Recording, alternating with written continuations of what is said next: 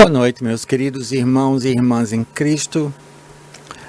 Continuamos hoje com a nossa série de estudos sobre o que nós cremos, o que cremos. E como vocês sabem, durante essas semanas nós temos simplesmente delineado em maiores detalhes o que nós, como igreja local aqui, Grace Life Community Church, Grace Life Brasil, o que nós cremos e o que a nossa comunhão de igrejas da graça aqui nos Estados Unidos e no Brasil creem sobre esses elementos essenciais da nossa fé. E hoje nós continuamos e vamos falar de um assunto que é importante e que tem provocado certa divisão na igreja. Há várias interpretações sobre o lugar, sobre a importância, sobre o significado da ceia do Senhor. Então hoje nós vamos discutir, vamos conversar sobre o que nós cremos sobre a ceia do Senhor. E isso é o que a nossa declaração doutrinária afirma em relação à ceia do Senhor. A comunhão da ceia do Senhor, como revelado pelo apóstolo Paulo em 1 Coríntios 11, 23 a 26, é para os membros do corpo de Cristo e deve ser observada até que ele venha. Em nenhum lugar nas Escrituras, a ceia do Senhor e o batismo com água são conectados como sendo ordenanças ou sacramentos para a igreja. Então, nós adotamos uma postura, uma visão da ceia do Senhor, não como uma ordenança ou como um sacramento para a vida da igreja, mas como nós vamos falar mais à frente, como um memorial, como uma experiência de comunhão dos membros de uma igreja local, em que os elementos simbólicos da ceia, ou seja, o pão e o vinho, são relacionados ou conectados com aquilo que eles representam. É isso que nós vamos conversar um pouquinho hoje à noite. Eu vivo nos Estados Unidos, sou brasileiro e já vivi vários anos aqui, só dessa última vez são 11 anos, e eu percebo que há muitas diferenças entre brasileiros e americanos. Por exemplo, quando nós usamos a palavra futebol no Brasil e quando nós usamos a palavra futebol aqui nos Estados Unidos, futebol, F-O-T-T-B-A-L, é assim que eles escrevem. Para nós brasileiros e para os americanos, nós pensamos em duas coisas radicalmente, completamente diferentes. Nossa bola é redonda, a bola dos americanos é oval, nossa bola é chutada com os pés e todo jogo é com os pés, com exceção do goleiro e na cobrança de escanteio. E no futebol americano é o inverso, a maioria do jogo é com as mãos e só quando eles fazem o kick, como eles chamam, é que eles usam os pés. Outro exemplo de diferenças entre brasileiros e americanos. 18h30 ou 6h30 para um americano significa 30 minutos depois das 18 ou depois das 6.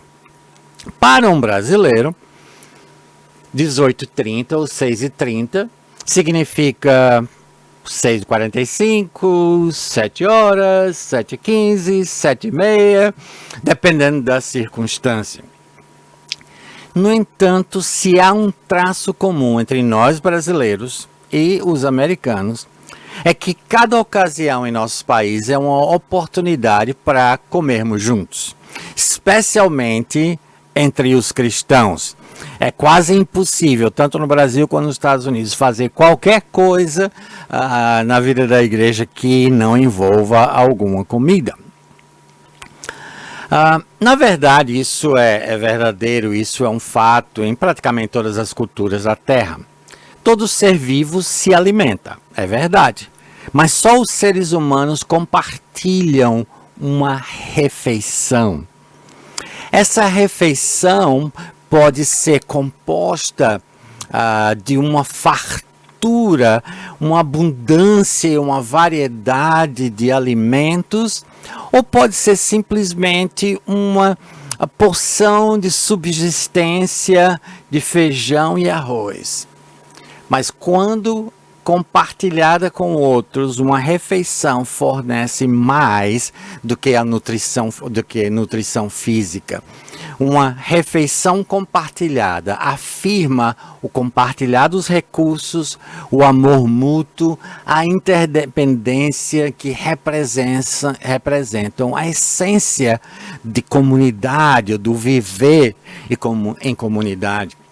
Além disso, outro traço exclusivamente humano é a capacidade de adicionar significado a uma refeição especial. Por exemplo, um jantar de aniversário em que todos se reúnem para celebrar o aniversário de alguém, ou uma ceia de Natal, que aí no Brasil é sempre acompanhada de um delicioso peru, ou ainda um piquenique em família. Essas não são refeições corriqueiras, essas são refeições separadas do comum, separadas por alimentos que não tão utilizados no dia a dia, por decorações sazonais, como as decorações natalinas, ou por ambientes especiais, como um piquenique em que você vai para um parque, ou pelo uso da melhor louça que você tem em casa, ou de pratos de plástico mais coloridos, alegres. Muitas dessas celebrações ou dessas refeições com significado especial podem ser acompanhadas por músicas, como por exemplo as músicas natalinas, ou por rituais como soprar das velas em um aniversário. Essas refeições especiais celebram quem nós somos como seres humanos. Elas enfatizam nossas conexões além dos limites da nossa família imediata. Não é de admirar que a última coisa que o Senhor fez com seus discípulos antes da sua morte foi compartilhar uma refeição. Essa refeição hoje é chamada de a última ceia, porque foi aquele momento em que o Senhor Jesus reuniu-se com seus discípulos para celebrar a Páscoa judaica. E com certeza essa foi uma refeição repleta de significado. Quando os discípulos se reuniram com o Senhor Jesus para compartilhar a ceia pascal, o Senhor confere àquela última celebração que eles fazem juntos um significado novo e belo. O Senhor Jesus toma aqueles elementos absolutamente comuns e essenciais às refeições no primeiro século, o pão, um pão que é diferente do nosso, e o vinho, que também é um pouco diferente do nosso vinho hoje. E o Senhor Jesus toma aqueles dois elementos, o pão e o vinho, e confere a esses elementos um novo e grandioso significado. O pão significa ou significaria partir dali o seu corpo pregado no madeiro pelos nossos pecados. E o vinho simbolicamente nos faria lembrar do seu sangue imaculado, do seu sangue puro derramado pelos pecados da humanidade. Posteriormente, o apóstolo Paulo recebeu por revelação do Senhor Jesus Cristo, aprendeu por revelação direta do Senhor Jesus Cristo, que nós cristãos devemos periodicamente e sistematicamente nos reunir para partilhar do que nós chamamos a ceia do Senhor. Em 1 Coríntios capítulo 11, versículos 23 a 26, o apóstolo Paulo descreve uma série de dimensões do que a ceia significa quando nós reunimos como igreja e participamos de seus elementos simbólicos. Alguns desses elementos repetem ou remetem ao que o Senhor Jesus havia instituído quando celebrou a ceia pascal com seus discípulos, o que nós chamamos hoje de última ceia. Mas também há elementos novos que foram anunciados ao apóstolo Paulo por revelação direta do Senhor Jesus Cristo.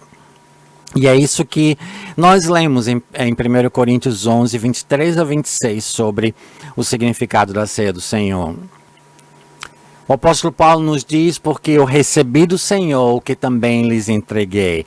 Aqui, volto a repetir, nós encontramos uma linguagem técnica da revelação, ou de revelação, daquelas revelações que o apóstolo Paulo recebeu do Senhor Jesus Cristo ressurreto, quando foi chamado para ser o apóstolo aos gentios e para revelar a presente era da graça de Deus, ou como nós chamamos, a dispensação da graça de Deus. Porque eu recebi do Senhor que também lhes entreguei, que o Senhor Jesus, na noite em que foi traído, pegou um pão e, tendo dado graças, o partiu e disse: isto é o meu corpo que é dado por vocês, façam isso em memória de mim. Do mesmo modo, depois da ceia, pegou também o cálice contendo o vinho, dizendo: este cálice é a nova aliança no meu sangue. Façam isso todas as vezes que o beberem, em memória de mim. Porque todas as vezes que comerem este pão e beberem o cálice, vocês anunciam a morte do Senhor até que ele venha. Então, como eu disse, essas palavras ou essas instruções do apóstolo Paulo dadas à igreja de Corinto, porque os cristãos de Corinto estavam criando uma confusão nos dias em que eles se reuniam para partilhar dessa refeição e para celebrar a ceia do Senhor. E essas palavras de esclarecimento, de instrução, foram recebidas pelo apóstolo Paulo do Senhor Jesus Cristo, contendo elementos que são comuns ao estabelecimento desse cerimonial, ou dessa experiência na vida da igreja pelo Senhor Jesus, e também elementos novos.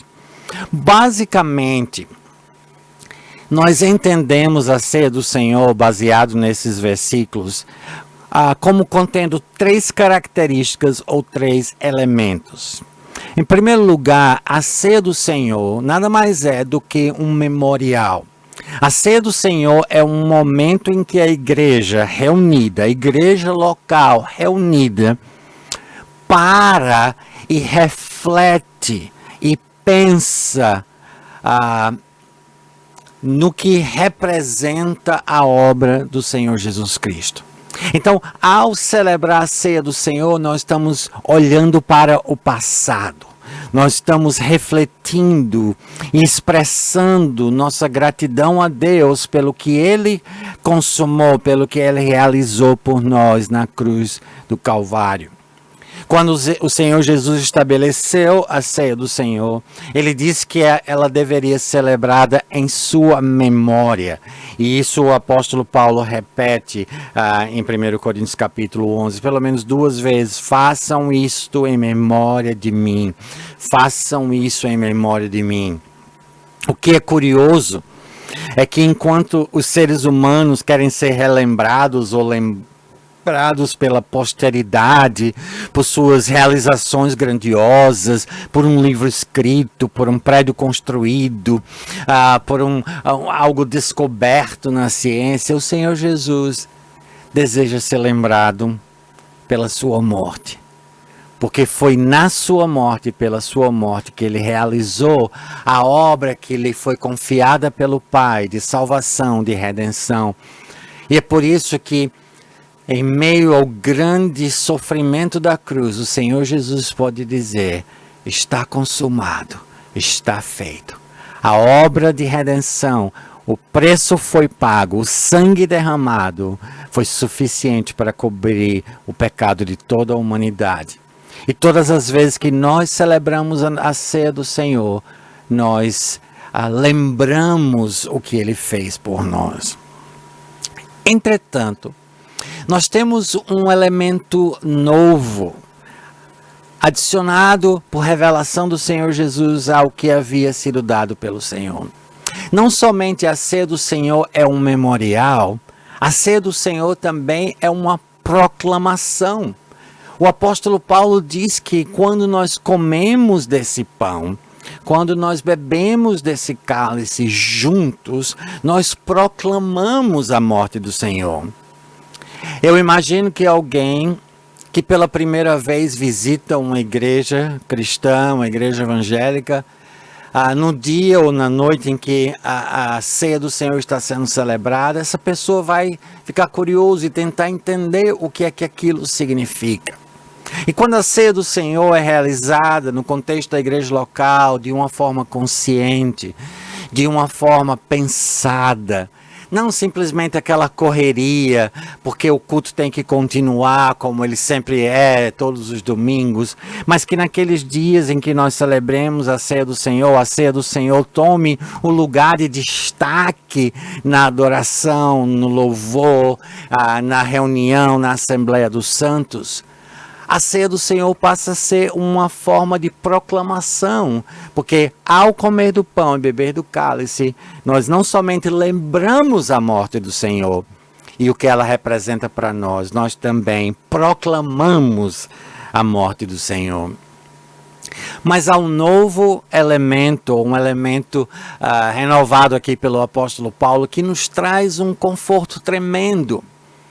É que a ceia do Senhor, além de ser um memorial, além de ser uma proclamação, ela é também uma antecipação. Porque o apóstolo Paulo diz que nós, como igreja do Senhor Jesus Cristo, devemos celebrar a ceia do Senhor como memorial e como uma proclamação da sua morte até que ele venha, até que ele tome para si a sua igreja e nós não precisemos mais celebrar a ceia do Senhor. Então a ceia do Senhor é uma antecipação. A ceia do Senhor é como se fosse uma contagem regressiva para a eternidade, até que ele venha. Em outras palavras, cada vez que nós realizamos a ceia do Senhor, nós celebramos a ceia do Senhor como igreja local, nós podemos marcar um X no nosso calendário, porque aquele dia passou, aquela celebração passou, e é possível que não seja necessário realizá-la outra vez, porque ele veio. Então, cada vez que nós celebramos a ceia do Senhor, nós celebramos com os olhos no passado, porque ela é um memorial. Nós celebramos com os olhos no presente, porque ela é uma proclamação. E nós celebramos a ceia do Senhor com os olhos no futuro, porque ela é uma antecipação. Porque nós estamos contando regressivamente, cada vez que nós realizamos a ceia do Senhor, até que Ele venha. Então, isso é o que nós cremos sobre a ceia do Senhor. Como nós vimos no início, nós cremos que a ceia do Senhor, como revelado pelo apóstolo Paulo em 1 Coríntios 11, 23 a 26, é para os membros do corpo de Cristo e deve ser observada até que Ele venha. Então, isso é para nós a ceia do Senhor. Não é uma ordenança, não é um sacramento, é um memorial, uma proclamação, uma celebração e uma antecipação da vinda do Senhor. O problema é que a prática da ceia do Senhor não funciona tão bem para nós hoje como nos dias do Novo Testamento. Naqueles dias, os cristãos se reuniam para compartilhar uma refeição completa, e isso é que estava causando uma certa confusão na igreja de Corinto, porque alguns cristãos mais abastados não estavam compartilhando com os irmãos mais humildes aqueles elementos que eles traziam, aqueles pratos que eles traziam para essa celebração, para essa ceia comum. Então era assim que os cristãos faziam, eles se reuniam, eles desfrutavam uma refeição completa com todos os elementos comuns de uma refeição naqueles dias, na qual o pão e o vinho eram componentes essenciais. Tudo que o líder daquela assembleia de cristãos, daquela congregação reunida, tudo que o líder tinha que fazer para transformar o que seria uma refeição comum na ceia do Senhor, era destacar os elementos, o significado simbólico dos elementos de pão e vinho. Então, para nós hoje que nos reunimos em igrejas, em prédios de igrejas que são tão formais e tão frios, nós nos sentamos muitas vezes em bancos em que nós não podemos ver os outros irmãos, apenas a cabeça daqueles irmãos que estão à nossa frente. Quando nós nos reunimos em um ambiente tão formal, mais do que naqueles dias, nós precisamos nos lembrar por que é que nós fazemos isso, já que o ambiente da maioria das igrejas do século XXI não se adequa naturalmente à intenção original das instruções do Senhor. Talvez seja necessário nós quebrarmos com o formalismo e estabelecermos que todas as vezes que nós, como igreja local, celebrarmos a ceia do Senhor, ela será feita no contexto de uma refeição comum, uma refeição compartilhada, em que todos nós, como parte da igreja local, traremos da provisão de Deus algo para ser compartilhado com outros irmãos, e ali naquele contexto de uma refeição, os elementos da ceia, do pão e do vinho, serem apontados pelo seu significado. Há também um risco de que algo que nós fazemos habitualmente se torne mecânico. Algumas igrejas celebram a ceia do Senhor no primeiro domingo do mês, outras celebram todos os domingos. Então há sempre o risco que algo que nós fazemos constantemente, consistentemente, habitualmente, se torne mecânico, se torne sem vida, se torne sem sentido. Nós temos que garantir, que ter certeza que, embora possamos celebrar a ceia do Senhor habitualmente, nós nunca devemos fazê-lo ritualmente. Nós não podemos perder de vista o significado essencial e o propósito prático da ceia do Senhor na vida da igreja, que é servir como um memorial para olharmos para o passado e celebrarmos juntos como igreja a obra completa do Senhor Jesus Cristo, que é uma proclamação através da qual, apontando o significado dos elementos, nós anunciamos a morte do Senhor, que é uma antecipação, que é uma alegre contagem regressiva para a eternidade, pois nós fazemos e celebramos a ceia do Senhor até que Ele venha. Se você é um líder em uma igreja local, eu gostaria de desafiá-lo ou desafiá-la, encorajá-lo ou encorajá-la a reavaliar, repensar o papel, o lugar, a importância, o significado e a forma em que a sua igreja local celebra a ceia do Senhor, para que esses elementos essenciais, como um memorial, uma proclamação e uma antecipação, sejam resgatados e possam trazer muito mais bênção e significado na sua congregação quando vocês se reúnem como igreja local para celebrar a ceia do Senhor. Então é isso que nós cremos sobre a ceia do Senhor. E a nossa oração é que essa pequena meditação tenha sido uma bênção na sua vida, que o Senhor lhes abençoe ricamente e que vocês tenham um resto do domingo abençoado e ao começar uma nova semana de trabalho amanhã, que possamos viver cada momento para a honra e a glória do nosso Deus.